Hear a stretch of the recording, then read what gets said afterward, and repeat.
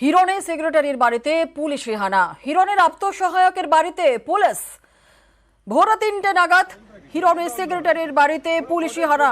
হিরণের আত্মসহায়কের বাড়িতে পুলিশ। খড়গপুরে তমগ্নদের বাড়িতে পুলিশি হানা। পুলিশের সঙ্গে তুমুল বচসা হিরণের।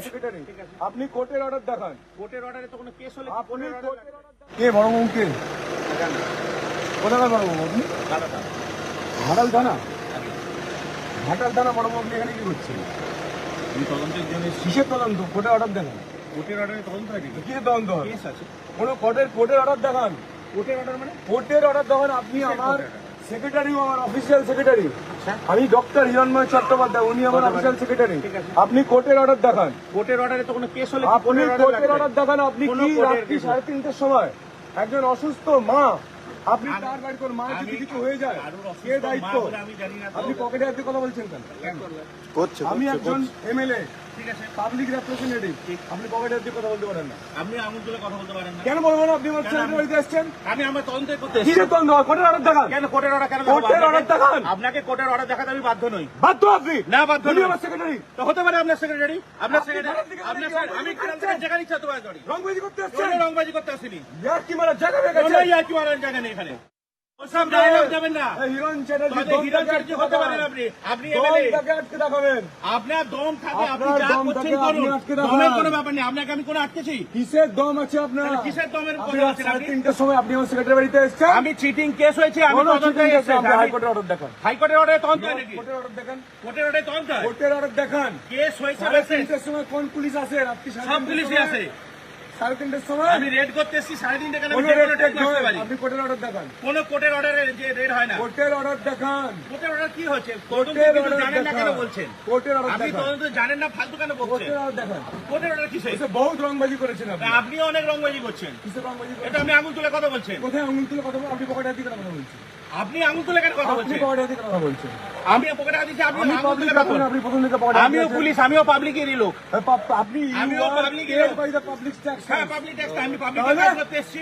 তাহলে কি আছে? কি হচ্ছে? কোথায় ছিলেন আপনি? কেস দেখান। কি কেস দেখাবো? আপনাকে দেখাতে আমি বাধ্য নই। তাহলে এখান থেকে যান। কেন যাব? আপনার কথা আমি চলে যাব। হ্যাঁ, আমি থাকবো, দাঁড়িয়ে থাকবো। হ্যাঁ, দাঁড়িয়ে থাকুন। হ্যাঁ, দাঁড়িয়ে থাকবো। কত দম আছে? আমিও দাঁড়িয়ে থাকবো। আমরা দাঁড়িয়ে থাকবো। আপনার কত দম আছে? আপনিও দাঁড়িয়ে, আমিও আমরা দাঁড়িয়ে থাকবো। হ্যাঁ, আপনিও দাঁড়িয়ে থাকুন, আমিও দাঁড়িয়ে থাকি। ঠিক আছে, দেখি। ঠিক আছে, আপনার দম আছে করে দেখুন। হ্যাঁ, ঠিক আছে, আপনারও কত দম আছে দেখুন। চলুন চলুন চলুন, আপনাকে দেখছি। আপনিও চলুন, চলুন, দেখা যাবে কত দম আছে। আপনি ঘাটাল থেকে এসেছেন, এখানে এসে আপনি দম দেখাচ্ছেন। আমার সেক্রেটারিকে তার মা অসুস্থ, তার বাড়িতে রাত 3:30টার সময় এসে পুলিশ তদন্ত করতে এসেছে। তদন্তের কোনো কাগজ দেখাচ্ছে না কিন্তু পুলিশ। একদল পুলিশ যেন মনে হচ্ছে পাকিস্তান থেকে টেরোরিস্ট এসছে, সেই বাড়িতে লুকিয়ে আছে। পুলিশ এসছে তাদেরকে ধরতে। গতকাল রাতে পুলিশের সঙ্গে তুমুল বচসা হয় হিরণের, এবং আজ সকালেও হিরণ তিনি গোটা বিষয়টি নিয়ে রীতিমতো সরব হন। কি বলেছেন তিনি শোনাবো। ঘাটাল থানার পুলিশ রাত 3টের সময় আমার সেক্রেটারি তমগ্ন দের বাড়িতে এসছে। এটা কোন পুলিশের গাড়ি দাঁড়িয়ে আছে। ঘাটাল থানার ওসি গাড়ির মধ্যে বসে আছেন। রাত 3টে থেকে চলছে। ওনারা নাকি এখানে পাকিস্তানের টেরোরিস্ট ধরতে এসছেন এমন মনে হচ্ছে। দেখুন কত গাড়ি। আর ঘাটালের অভিনেতা সাংসদ তার পিএ রামপদ মান্নার নামে পুলিশ এফআইআরও নেয়নি, কিন্তু পুলিশে 6 লাখ এখানে আমার সেক্রেটারিকে না কি জানি কি কেস সেটা এখনো বলছে না। আজ আর কি কেস সে তো বলুন। বলছে আপনাকে কেন বলবো। গোটা পাড়ায় চারিদিকে পুলিশে 6 লাখ।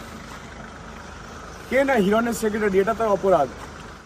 কোনো কেস নেই, কিছুই নেই, কিছু দেখাচ্ছে না। খালি বলছে না আমরা থাকবো, আমরা ওকে চাই। তাদের উদ্দেশ্য ছিল যে এদের বাড়িতে বন্দুক, বোমা, টাকা, গাঁজা রেখে কেস দিয়ে তাদেরকে অ্যারেস্ট করে নিয়ে চলে যাওয়া। অমিত শাহজিকে জানিস, রাত্রিবেলায় জানিস অমিত শাহজি। ঠিক কি কারণে হিরণের আত্মসহায়কের বাড়িতে ঘাটাল থানার পুলিশের হানা? এই ভোর 3টের সময় তমগ্নদের বাড়িতে পুলিশের হানা। পুরো বিষয়টি নিয়ে আপডেট নেব। আমাদের সঙ্গে রয়েছেন আমাদের প্রতিনিধি শঙ্কর রায়। শঙ্কর, প্রথমে জানতে চাইবো যে কি কারণে হিরণের আত্মসহায়কের বাড়িতে পুলিশের হানা, এবং অনেকটা সময় অতিক্রান্ত হয়ে গেছে। ভোর 3টের সময় পুলিশ এসেছে, এখন 8টা 15 বাজে। এখনো কি পুলিশ আছে? কি জানা যাচ্ছে? জানিয়ে রাখি যে ভোর 3টে নাগাদ পুলিশ এসেছিল, এবং এই কিছুক্ষণ আগে পুলিশ এখানে তার বাড়ি থেকে ফিরেছে। এটা জানা যাচ্ছে যে হিরণের যে আত্মসহায়ক, ঘাটালের যে বিজেপি প্রার্থী হিরণের আত্মসহায়ক বাড়িতে হানা দিয়েছিল পুলিশ। মঙ্গলবার ভোর 3টে নাগাদ ঘাটাল থানার পুলিশ শহরের তার বাগিচার যে তমগ্নদের বাড়ি রয়েছে, সেই তমগ্নদের বাড়ি খড়গপুরের বিধায়কের যে আত্মসহায়ক তার বাড়িতে হানা দিয়েছিল ঘাটাল থানার পুলিশ।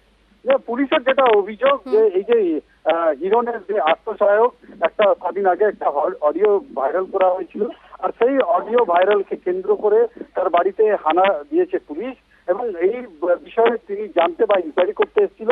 কিন্তু যখন হিরণময় চট্টোপাধ্যায় ঘাটাল থানার ওসিকে জিজ্ঞেস করে এবং কাগজ দেখাতে, তখন কিন্তু তিনি কাগজ দেখাতে পারেননি এবং এই যে কাগজ দেখাতে পারেনি তা নিয়ে তুমুল বচসায় জড়িয়ে পড়ে ঘাটাল থানার ওসির সঙ্গে হিরণময় চট্টোপাধ্যায়। হিরণের অভিযোগ যে বেআইনি ভাবে আমার আত্মসহায়ককে পুলিশ রাত্রেবেলা গ্রেপ্তার করতে এসছে, যদিও এই খবর পেয়েই হিরণ তার যে বাড়ি ছিল কাছাকাছি যে 1 কিলোমিটারের মধ্যে যে বিজেপি প্রার্থী হিরণের যে বাড়ি ছিল সেখানেই ছিল। তার কারণ হচ্ছে আজকে আমাদের গৃহমন্ত্রীর সভা রয়েছে, আর সেই সভাতে তিনি যাবেন বলে জানিয়েছিলেন এবং এই জন্য তিনি বাড়িতেই ছিলেন। এই খবর পেয়ে যখন হিরণ এখানে যায় তখন পুলিশের সঙ্গে তুমুল বচসায় জড়িয়ে পড়ে। যদিও সকালবেলা হিরণ যেটা জানিয়েছেন সাংবাদিকদেরকে যে রীতিমতন দেওয়ালের তীর থেকে গেছে তৃণমূল প্রার্থী দেবের, আর সেই জন্য পুলিশকে দিয়ে তার আত্মসহায়কের বাড়িতে বেআইনি ভাবে পুলিশ পাঠিয়ে তাকে গ্রেফতার করার চেষ্টা করে। একেবারে ধন্যবাদ।